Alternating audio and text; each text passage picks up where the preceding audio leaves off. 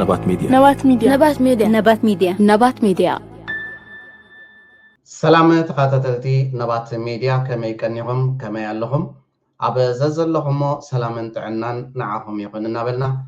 نلمون كم تلموت استفلالية حسة زلهم مدبات كلنا يوم شير لايك سبسكرايب ناقبرنا دما نزيتيب channel أب معباي كل زكالنا كنقبر دقيمنا دقاقيمنا نتوع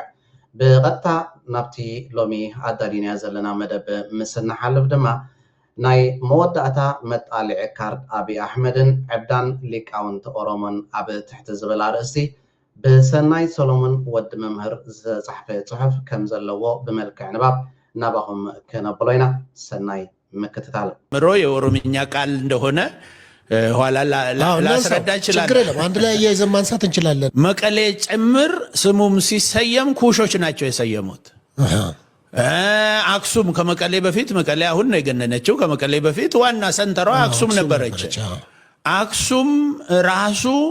የአጼ ፈንታሌ መኖሪያ የነበረ ንጉሶ ከነ አብርሃ አጽባ ከተባሉት በፊት የጥንቶቹ ኢትዮጵያን ቅዱስ ያሬድ ራሱ አሁን የኦርቶዶክስን ቅዳሴ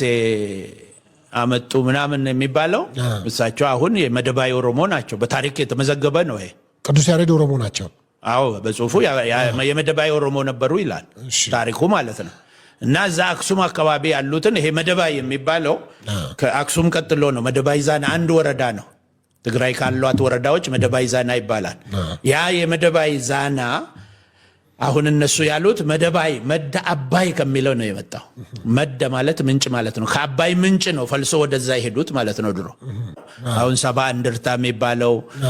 አጋሜ የሚባለው አገው ማለት እኮ ነው አጋሜ ኩሾች ናቸው ኤርትራንም ብዙ ኦሮሞዎች ይኖሩበት የነበረ ምሮ የኦሮምኛ ቃል እንደሆነ ኋላ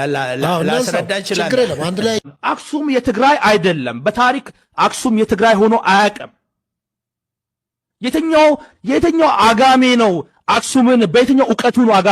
አክሱምን የሰራው በየትኛው ዕውቀቱ ነው አጋሜ ሲጀምር ጭንቅላት አለው ወይ አጋሜ ማለት እኮ የጋማ ከብት ማለት ነው አጋም ተምሎ የመጣ እኮ ነው ናይ መወዳእታ መጣልዒ ካርድ አብይ አሕመድን ዕብዳን ሊቃውንቲ ኦሮሞን ከምዚ ዝበለ ኩነታት ምስ ገጠሞም ይኸውን ሰባት ካብ መሃይም ምሁር መሃይም ይበልፅ ዝበልዎ نابي أحمد حويسكا دارك زبوزحو مهراتنا بحالتي لهيكان أورومو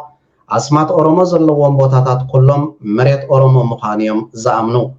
أب زحالفو عمتات أبز السوشال ميديا بزو مهرات أورومو كنزانا قاعينا صريحنا عسب كيح بحري كتام كازم بركالو معلات مفراسن أهقراو تحسات ريناينا نعانا طرحون زي كونس نعالمون زدن سوى دراماي نيرو قال كابتي مسحاق حدا بدديلو أمريكاناي أوروميا اتحاد مصيو ادمن هوانن كاب اوروميام اسمرا ناي اوروميا زبلو صنصواي كنغرونايام صنيحم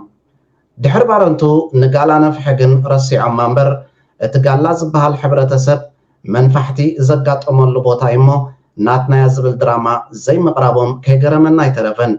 من البات اتحماق دراسي دياقون دانيال كبرت نتا درست صحيفو ايودان يخون اتحمام كاب نويح زصنحه زيفوس مخانو زفلتنا ኢትዮጵያ ኣብ ብሄራት ተመቃቂላን እትኒ ሓባር ዝበሃል ተወጊዱ ናይ ገዛ ርእሳ መንነታት ፊያ ውልቀ ሰባት ብብሄር ክሓስቡ ምስተገብረዩ ናይ ዝመርኣያ ድማ ህወደግ ናብ ስልጣን ምስ መፀ ንኩለንተን ብኣምሓርኛ ኣስማት ዝነበረን ከተማታት ኣስማተን ናብ ኦሮሞ ከም ዝቕየራ ገበረ ህወደግ ነቲ ብብዝሒ ፀብለል ዝበለ ህዝቢ ኦሮምያ ካብቲ ምስ ኣምሓራ ዝነበሮ ታሪኻዊ ፅልኢ ነቲ ጋግ ዘፅበበ መሲልዎ ከም ሓደ ፍታሕ ነቲ ሕብረ ብሄራውን ሕብረተሰብን ንምርግጋእ كم مفتح استطعمون لميلايو الزجن كربيت أبل علة لامبا كم مسنداو نبرة أب هو دك زعبي قل عبشاشا زبل حلو صحل سيرو حلم بحقوتاتو كساسي سلطان كبز حازل لا أوانات حيزو نزنبورو مرحت النجساتن الناترا جمن النقونات صبي عمر سلطانو كنا وح مهاي مهوران أكيبو بسمعيتاتهم كتصاوت جزء وصدلون نزنبورو هاقوفات متعلق كارتاب مقبار أب منغو هزبتات بعاليتن كابيلان امنتاتهم كم زرحا حقو قبره صلي أمحران أورومان تقراين بمسوار صلي عفارن سومالن أورومان كومون أب كالوت كللات زركوبو عدتات بدون مريتن كنعوتو بلوز أجندا سرحي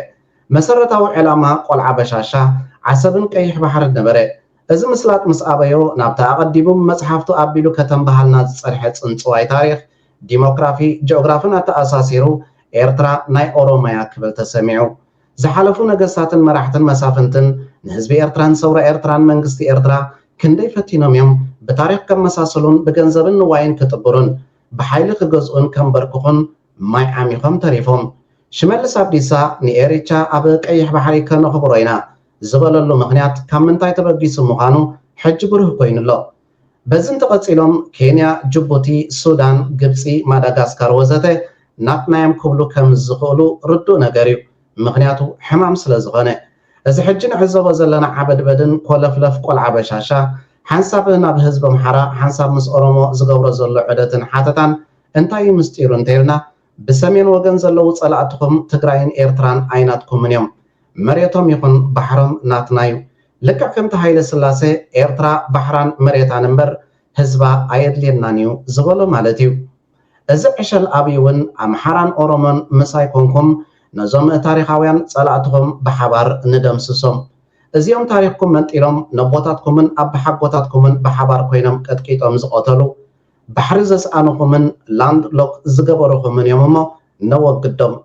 ንሕና ኣምሓራን ኦሮሞን ተዋሲብና ኢና ንሕና ንቀራረብ ነዚኦም ኔው ንበሎም ዝዓይነቱ ስብከትን ፖለቲካን ይሰሪሑ ወሲኹ ኣነ ኣብ ዘበነይ ንኦሮሞ ካብ ባርነት ናፃ ኣውፅየ ተሪፉ ዘሎ ሕቶ መሬት እዩ መሬትናን ባሕርናን ከነምልስ ምሳይ ወግኑ ድሕሪ ሕጂ ንኦሮሞ ዝገዝእ ይኹን ዘንበርክኽ ሓይሊ የለን ስልጣን ኣብ ኢድና ጨቢጥና ኢና ዝዓይነቱ ናይ ከፋፊልካ ግዛእ ስልቲ ኣነፂርልና ኣሎ ዕሸል በሻሻ በዛ ኣጋጣሚ እዚ እታ መጻኢት ኢትዮጵያ ጂኦግራፊካዊ ካርታ እንታይ ከም ዝመስል ይሓቢርና ነቲ ውሕጅ ሽንትኻ ሓውሰሉ ይነገሩ ሰናይ ሰሎምን ወዲ መምህር ኣብ ኤርትራ ባረንቱ ዝበሃል ቦታ ከም ዘሎን እዚ ከዓ ናይ ኦሮሞ ቦታ ከም ዝኾነን ብዛዕባ ባህረ ነጋሽ ኣብ ዝሃቦ መግለፂ ድማ ባህረ ነጋሽ ናይ ኦሮሞ ታሪክ ከም ዝኾነን በዚ ከዓ ኤርትራ ናይ ኦሮሞ ከም ዝኾነት ገሊጹ ሞቲን ባህረ ነጋሽ ቡልችሱን ዶሪ ደማ ኦሮሞ ኤርትራ keessat magaalaa guddoo tokko maqaan ishee Baarentuu jedhamti. Waa'ee Booranaaf Baarentuu maal beekuuf maqaa moggaasanii?